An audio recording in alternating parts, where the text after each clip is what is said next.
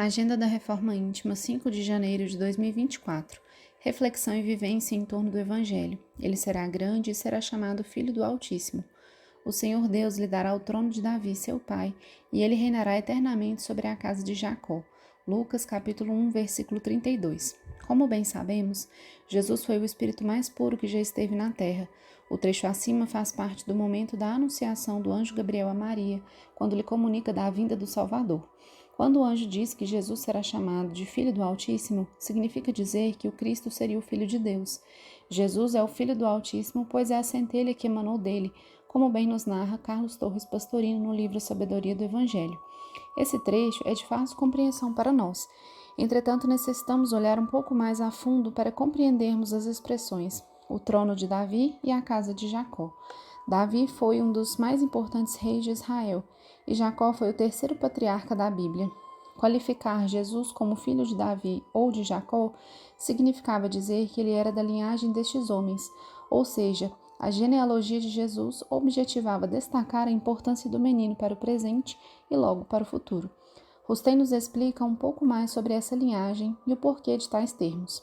Quais os motivos destas outras palavras do anjo a Maria? O Senhor Deus lhe dará o trono de Davi, seu pai, e ele reinará para sempre sobre a casa de Jacó? Era necessário um fio que ligasse as promessas do Antigo Testamento e as interpretações que lhe tinham sido dadas, às necessidades do momento. As promessas feitas para o futuro. Constituiu este fio o parentesco aparente, por descendência de tribo. Eis porque José encarnou na tribo de Davi e não em outra.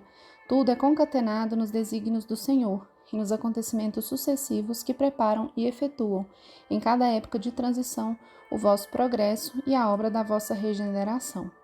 Sobre o termo e reinará eternamente sobre a casa de Jacó, Pastorino nos explica da seguinte forma: seu reino não terá fim sobre a casa de Jacó.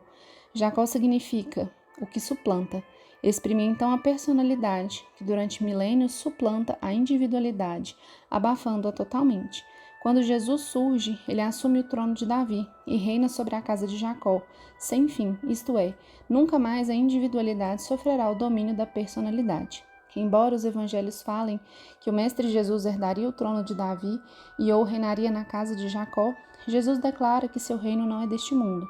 Entretanto, Kardec, no capítulo 2 do Evangelho segundo o Espiritismo, nos explana sobre a realeza de Jesus e nos diz que o título de rei nem sempre é atribuído devido ao exercício do poder mundano, mas pode ser concedido por unanimidade àquele que pelo seu caráter ascende ao primeiro plano de uma ordem de ideias qualquer, domina seu século e influi no progresso da humanidade.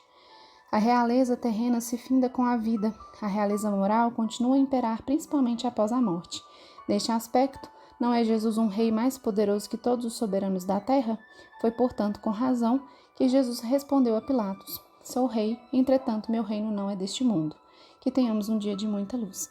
Graças a Deus.